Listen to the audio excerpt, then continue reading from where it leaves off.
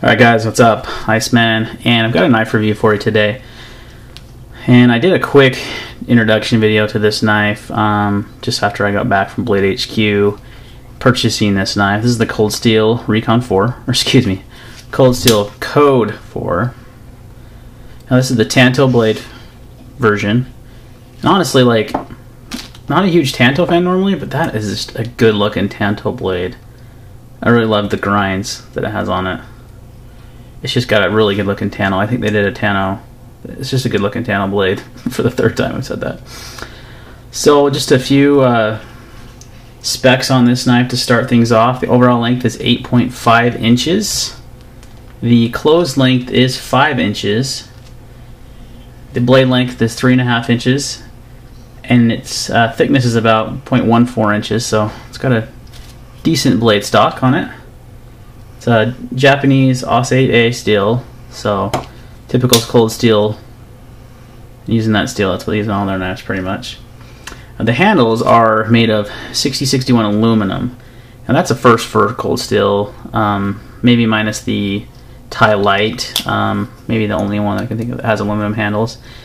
And it's honestly a huge upgrade for them in my opinion. They always use that plain black G10 and all their knives pretty much look the same.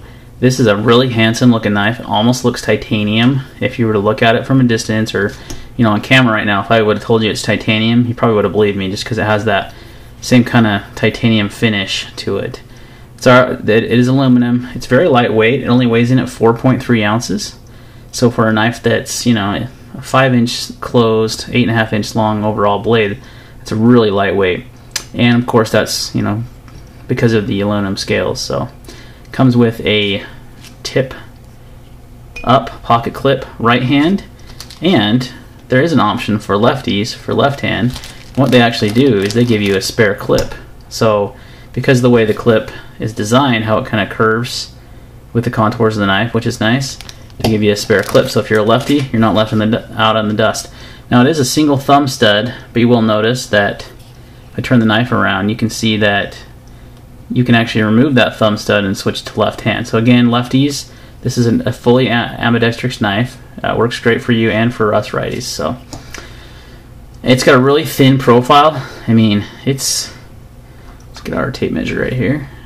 Let's give you a little tape measure that I've got. I mean, you're talking, geez, it's not even registering because of that. I mean, how thick is that? That's crazy thin. Not even a half an inch. I mean, it's very thin. Let's do a comparison here for you. Here's a Spyderco Military. Let's see if I can get that on camera. See how much thinner the Cold Steel is? By quite a bit. And it's a big knife. Another big knife. ZT560. I mean, it's considerably thinner than both those knives. So that's one thing I really, really like about it. It's got really thin scales, and they can probably accomplish that because they use this back lock, the access, or the Triad-lock is what they call it, and that's how they can achieve that thinness. But it's really nice. Now I got to say, reminds me kind of the Kershaw Knockout, except for the Kershaw Knockout is a liner lock. I want to say possibly a frame lock, but I'm pretty sure that's a liner lock. I don't have one anymore, so correct me if I'm wrong on that. So that one's a little bit, and that one's a really thin, slim knife, but it's nowhere near the size of this one. I mean, this is a big knife. Now, I don't normally prefer lockbacks. I usually stick away from them. I did like that little Spyderco Chaparral. That was a lockback, and I liked that one a lot, but normally I'm not a big fan of the system. And the main reason why is because you just have a hard time opening and closing the knife one-handed. Now, opening the knife on this is actually very smooth. Well, that's the first time I felt on that actually. So just a little thumb flick, doesn't take hardly any wrist, and it flies right open. Now where I'm gonna keep calling to call out the access lock. The Triad-lock is kind of Cold Steel's patented thing. How it's so strong and it can withstand so much weight. And this is, for me, I don't use hard use knives that kind of bad. They're that way, so I'm not gonna really probably ever test that. But it's one thing that, because it's so strong, it does make it a little stiffer to close. and I had to really press that down. So it does make one-handed opening kind of difficult, and I'm just going to pan out real quick on the camera, kind of see if I can do this on camera. So I was doing this. See how that comes down and about gets your thumb. So, you know, that's, you got to be careful. So it's safer to do it two-handed. There is a way you can that I figured you could do, but it's really quite oh, see, there we go. So that was one-handed, and your fingers out of the way. That's working out nicely today, actually. Yesterday it wasn't working. So I think this is broken in some, and you can see you can close it one-handed that way. That was all done one-handed. So it's a definite option. It's just not as easy as, say, a liner lock like the military where you just stick your thumb in and you're done, or a frame lock like the ZT. You know, you can just simply put your thumb in there and move it aside. So it did bite me right there on the top of my finger because I was trying to do it one-handed, and it came down on my thumb, my finger, and kind of got me pretty good. So I mean, it's definitely it's workable. You can get around it. The other parts, I mean, the goods outweigh the bads on this knife for sure. That's really the only negative, and that may not be a negative to you. If you like lockbacks, this is a great knife. I mean, I think I paid about $70 for it from Blade HQ. It's a new model on the market. It hasn't been out very long. I've only seen, I always drop knives in my videos. I've only seen one, I think, maybe 2 videos on YouTube about it. And one was just some random, like, shaky cell phone recording, and the other one was from someone that's really never reviewed knives before. So I kind of wanted to get it out there. That's actually one reason I picked it up. I'm like, you know what? I know a lot of people are interested in this knife.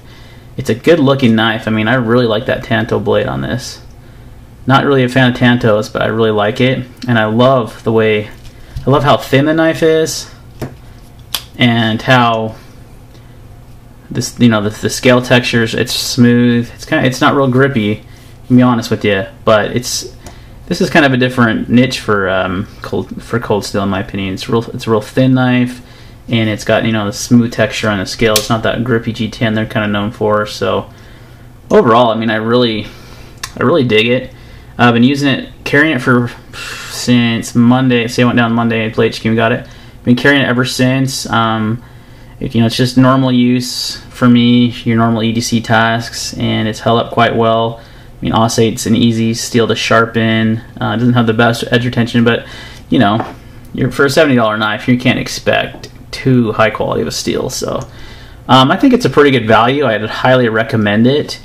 You know, one thing I did want to point out is it's really ergonomic. You see the finger grooves here in the knife, and when you have it in your hand, even though it's a 5-inch handle, it just fit. I mean, I have medium-sized hands, and that knife fits my hand like a glove. Like, I absolutely love the way it feels in hand. It is a little slim, so, you know, if you have big hands, even though it's long, the slimness might not be attractive to you. Like I said, medium-sized hands, fits my hand like a glove. Love it. Super comfortable.